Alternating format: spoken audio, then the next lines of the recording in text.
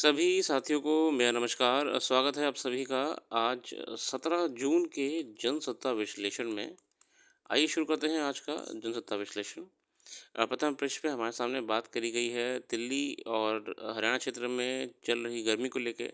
इसके बाद धर्मेंद्र प्रधान जी जो कि शिक्षा मंत्री हैं, इन्होंने एनडीए जो वर्तमान में नीट को लेके कंट्रोवर्सी चल रही थी, इसमें इसमें थोड़ा-सा अपना और बताया है कि कैसे उनको भी माना है, उन्होंने माना है कि एनटीए में गड़बड़ी है। एनटीए क्या है? एनटीए नेशनल टेस्टिंग एजेंसी है जो कि नीट करवाती है। एनटीए का काम है एग्ज़ामिनेशन कंडक्ट कराना। और एनटीए इस समय सुर्खियों में नीट में हुई धांधली को लेकर है, पेपर लीक को लेकर है। आज हम बात करेंगे बदलाव से ही बदलेगी तस्वीर। ये लेख है लिखा सुरेश सेठ जी द्वारा। देश के कर्णधारों को यह स्वीकार करना होगा कि उपलब्धियों के चमकते आंकड़ों से कहीं अधिक आम आदमी की समस्याओं का समाधान ज़रूरी है। अब देखिए ये उपलब्धियों के आंकड़ों को लेके मैं क्यों कह रही हैं। अभी देखिए हाल ही में क्या हो रहा है कि आजकल जो जितने भी मंत्री हैं, जितने भी गवर्नमेंट के ट्विटर हैंडल्स हैं, वेबसाइट्स हैं, इसमें भी पता नहीं कौन-सा कोई ग्राफ दिखा देते हैं। उस ग्राफ में दिखाते हैं कि देखिए इस बार इन्फ्लेशन 4% पे रुका रहा, महँगाई रोक दी, रिटेल इन्फ्लेशन रुका हुआ है और वगैरह-वगैरह। इस बार देश में इतनी इतनी ग्रोथ हुई, ये हुआ, वो हुआ। ये सब देखिए ये रियलिटी में नहीं है। ये सब चीज़ें बिल्कुल भी ग्राउंड पे टच नहीं कर रही हैं। इसी को लेके आर्टिकल में बहुत सारी बातें भी करी गई हैं। अब अगर सोचिए कि इन्फ्लेशन जहाँ रिटेल इन्फ्लेशन 4.5% हुआ है, मगर वहीं पे रिटेल सेक्टर में ही कुछ चीज़ों का प्राइस एप्रिसिएशन 20% से ऊपर हो चुका है। मतलब जब प्रोडक्शन कॉस्ट में रिटेल कॉस्ट में 4.5% का बढ़ोतरी हुई थी, तो 20% का कैसे हो गया वास्तविकता में? तो आज देखते हैं क्या बात करी है। और ये समस्याएं हैं हर काम योग्य व्यक्ति को उसके काम की गारंटी, देश के हर नागरिक की उचित सेहत की सुरक्षा और नई पीढ़ी को दी जाने वाली वह शिक्षा जो दुनिया की श्रम मंडियों में एक बिकने वाली वस्तु नहीं बल्कि अपने ही देश में एक ऐसी शक्ति बनाए जिससे सहायता से हम अपने देश में एक नए युग का सृजन कर सकें। देखिए हम देखते हैं कि आए दिन सोशल मीडिया साइट्स पे और गवर्नमेंट की वेबसाइट्स पे कितने आंकड़े दिए जाते हैं कि 6 लाख करोड़ लोग को ये दिया, दो दो 20 लाख करोड़ को ये दिया, 10 लाख रोजगार दिए, 8 लाख रोजगार दिए, मगर ग्राउंड रियलिटी में तो पता नहीं किसे मिला। आम आदमी ने आज एक नया सच सामने रख दिया है कि भाषणों, दावों और अधूरे आंकड़ों और लंबित परियोजनाओं से नहीं, प्रगति और दुनिया के सर्वाधिक आबादी वाले इस देश में काम करने योग्य युवक की संख्या सर्वाधिक है और वे अपने लिए इज्जत की रोटी चाहते हैं। अनुकंपाओं और उदारता की राजनीति अब उनके दिलासा नहीं देती। हाँ, देखिए सच बात है। कंपैशनेट और ये सब झूठे वादे और सिर्फ़ आँकड़ों पे बात करने वाली सरकारें नहीं टिकती हैं अब। अंतर्राष्ट्रीय सर्वेक्षण बताते हैं कि भारत में 80 करोड़ लोगों को मुफ़्त अनाज देने का वादा 2029 तक बढ़ाकर उन्हें भूख के से ना मरने की गारंटी तो दे दी, लेकिन ना तो उसका प्रशासन आम लोगों की खुशहाली का ज़मीन बन सका और ना ही उनकी सेहत सुरक्षा का आश्वासन दे सका। देश के कुपोषित नौजवान ही नहीं नौनिहाल भी उचित पोषण ना पाने के कारण एक ऐसी आबादी बन रहे हैं जो जिंदा तो है लेकिन सेहत के प्रतिमानों पर पूरा नहीं उतरती। यहाँ शिक्षा के मॉडल की बहुत बात होती है लेकिन देश के डिजिटल बना देने और कृत्रिम मेधा के संसार में अपना झंडा गाड़ देने के बावजूद हमारा देश के अधिकांश युवा ऐसे हैं जिनकी व्यवहारिक योग्यता स्नातक की डिग्रियां लेने के बाद प्राथमिक स्तर की हैं। नौजवान आज भी उन शिक्षक परिसरों में परंपरागत कला और विज्ञान की डिग्रियों के लिए दौड़ लगाते हैं जबकि ज़माना उनसे कृत्रिम मेधा और रोबोट युग के वर्तमान कोर्सेज़ की डिमांड करता है। देखिए वही बात है, हम आज भी बीएससी मतलब मैं किसी कोर्स को नहीं कहना चाहूँगा, मतलब वही बेसिक कोर्सेज़ में अटके हुए हैं जबकि जिस समय मार्केट ड्राइव हो चुकी है एआई और डीप फेक और ब्लॉकचेन टेक्नोलॉजी, मार्केट इस पे चल रही है, हम लोग आज भी वही बेसिक कोर्सेज़ पे चल रहे हैं। सरकार ने तो यह दिया है कि 70 वर्ष से ऊपर के सभी वरिष्ठ नागरिकों को मुफ्त चिकित्सा सुविधा मिलेगी, लेकिन आयुष्मान योजना का अनुभव बताता है कि इससे पहले सीमित क्षेत्र में भी 5 लाख की आय तक के नागरिकों को उचित उपचार नहीं मिलता था। निजी चिकित्सा क्षेत्र में सार्वजनिक चिकित्सा क्षेत्र का साथ देने का वादा कभी निभाया नहीं। देखिए कभी भी देखिए प्राइवेट हॉस्पिटल में तो डिस्प्यूट ये रहता है कि वो आयुष्मान कार्ड लेते नहीं हैं और सार्वजनिक क्षेत्र में उचित दवाओं से लेकर डॉक्टरों का अभाव है। और सरकारी देखिए बड़ा डॉक्टर क्या कहता है कि आपको ये सारी सुविधाएँ चाहिए तो आप सरकारी में जाइए ना। हमारा तो खर्चा है, हमारा हॉस्पिटल का बिजली का खर्चा है, हमारे डॉक्टर की फ़ीस है, हमारे यहाँ हॉस्पिटल को रन करने की कॉस्ट आती है। पर इसीलिए ये विरोधाभास है। मरीजों के रोगी ही हो जाने का दुर्भाग्य उद्दंडित करता है। देश की आधी से अधिक जनसंख्या आज भी कृषि पर निर्भर है, लेकिन देश की सकल घरेलू आय में उसका योगदान घटता 15% क्यों हो गया है? हाँ, अब देखिए कहा जाता है कि देश में 70% लोग एग्रीकल्चर पे निर्भर हैं, कृषि पे निर्भर हैं। मगर आपको पता है कि देश में एग्रीकल्चर कंट्रीब्यूशन मात्र जीडीपी के 15% पे आके रुक गया है। तो ये इतना डिवाइड कैसे है भाई? मतलब गवर्नमेंट की पॉलिसी और गवर्नमेंट का इम्प्लीमेंटेशन में कहीं न कहीं परिवर्तन दिख रहा है। जो लोग कृषि से उखड़ कर महानगरों में अपना वैकल्पिक आर्थिक जीवन ढूँढने के लिए आए हैं, उन्हें यहाँ कोई आधार नहीं मिला।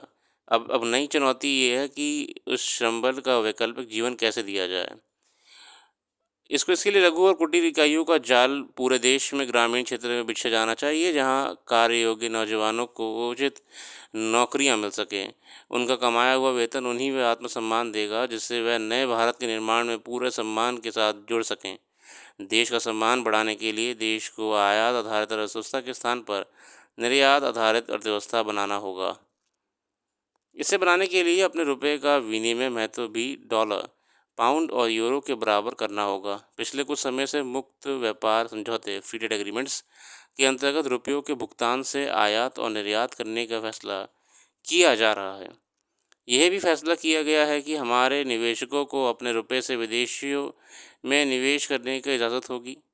देश के केंद्रीय बैंक ने दुनिया की तीसरी आर्थिक शक्ति बनने के एजेंडा में रुपए की पूर्ण परिवर्तनीयता रखी है। देखिए हमने capital account convertibility, current account convertibility इसकी बात कर रहे हैं यहाँ पे। ये आप इकोनॉमिक्स में पढ़ लेंगे, जो करेंसी की कन्वर्टिबिलिटी होती है।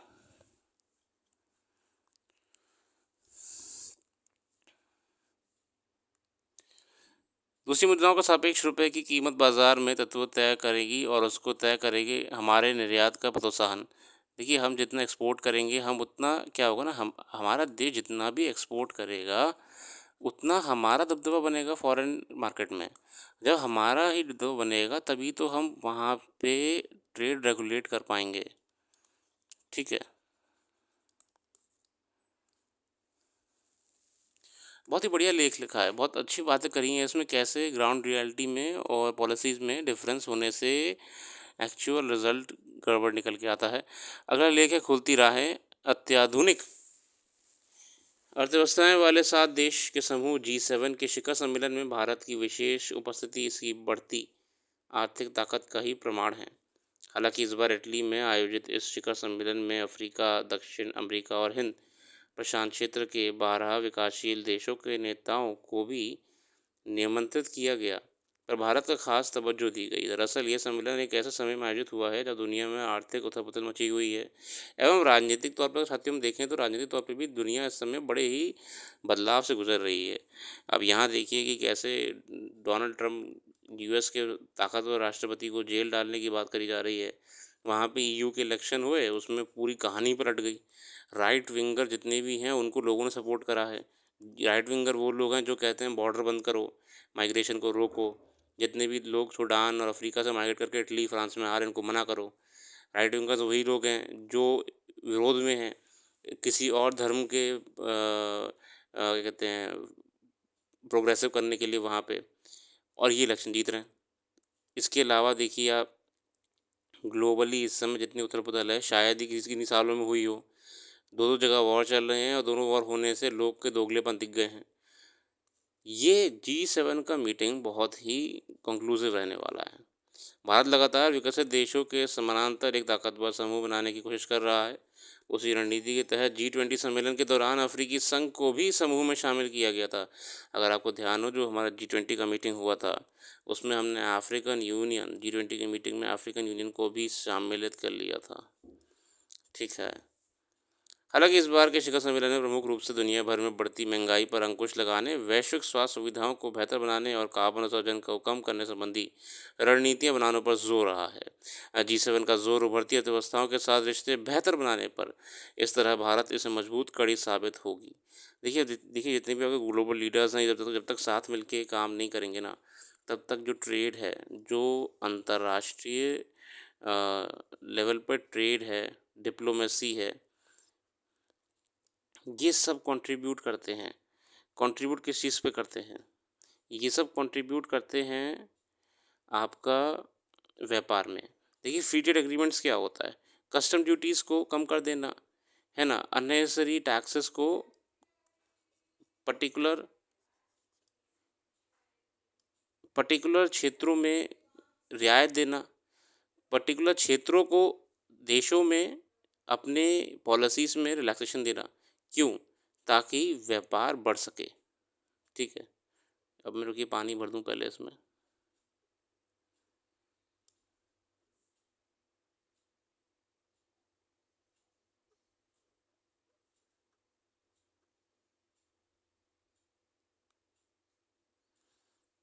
सॉरी मज़ाक कर रहा था। तो इसीलिए इसमें जो G7 का रहने वाला है, इसमें पहले से ही इन मुद्दों पे बात करी जाती है जिनका डेवलप्ड नेशंस में होना और डेवलपिंग नेशंस में इम्पैक्ट देखा जाए। मेन मुद्दे वही रहते हैं, trade, commerce, trade, commerce, trade, commerce और इसी के साथ-साथ एम्प्लॉयमेंट,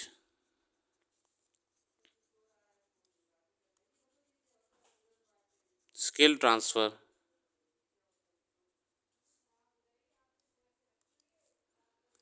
एटसेट्रा। कैसे हम अपने देशों के बीच में स्किल्ड यूथ को, स्किल्ड युवाओं को रोज़गार दे सकते हैं एक दूसरे के यहाँ, है ना? और अंतर्राष्ट्रीय खतरों को लेकर भी, जो चाइना का एक्सपेंशनिस्ट पॉलिसी है, कैसे चाइना अपने बॉर्डर्स एक्सपैंड कर रहा है, लगातार आइलैंड्स को अपने अंदर टेक ओवर कर रहा है, वगैरह वगैरह। बहुत बातें करी जाती हैं, तो मुद्दे बहुत सारे होते हैं। संयुक्त राष्ट्र को भी देखिए आजकल प्रश्न चिन्ह पर खड़ा हो गया। यूएन जो है, यूनाइटेड नेशंस है, उसकी जो क्रेडिबिलिटी है वो अब उतनी नहीं रही है, क्योंकि यूएन के होते हुए भी बहुत देशों में इंटरनल वॉर्स चल रहे हैं, डिस्प्यूट्स चल रहे हैं। जिस देश का मन करता है वो एक दूसरे से भिड़ जाता है। इसमें यूएन की कोई सुनता ही नहीं है। यूएन बोलता रहता है कि ये गलत है, वो सही है, ये गलत है, वो सही है, कोई किसी नहीं सुनता है। यूएन की क्रेडिबिलिटी पर असर पड़ा है, जिसको G7 में देखा भी गया है। बहुत चीज़ें हैं, देखते हैं आने वाले समय में क्या क्या मुद्दे निकल के आएंगे। बाकी आगे देखते हैं आगे क्या बात करी गई है। अखबार का अध्ययन पूरा आप करा करिए, मैं हमेशा ये कहता हूँ। मैं पूरा इसलिए नहीं करता हूँ क्योंकि देखिए मैं जितना ज़्यादा लॉन्ग बनाऊँगा उतना आप लोग भी पसंद नहीं करेंगे देखना, ठीक है? और पहली बात तो ये है कि हमें डिपेंडेंट नहीं होना है किसी भी चीज़ पे, कि हम किसी भी डिपेंडेंट होके अपना काम कर रहे हैं। आपको एक आइडिया मिल गया कि ठीक है, ये टॉपिक ये था, मुद्दा ये था, इस बात में करी गई है। आप बाद में इसी का खुद से अध्ययन कर लीजिए एक बार पढ़ के, तब आपको ज़्यादा बेनिफिशियल रहेगा। बाकी आप लोगों ने अपना कीमती समय दिया। जो भी करंट अफेयर यहाँ पर डिस्कस नहीं करी वो हमने वेबसाइट पर डाल दी है। वेबसाइट का लिंक डिस्क्रिप्शन में मौजूद है, आप जाके देख सकते हैं।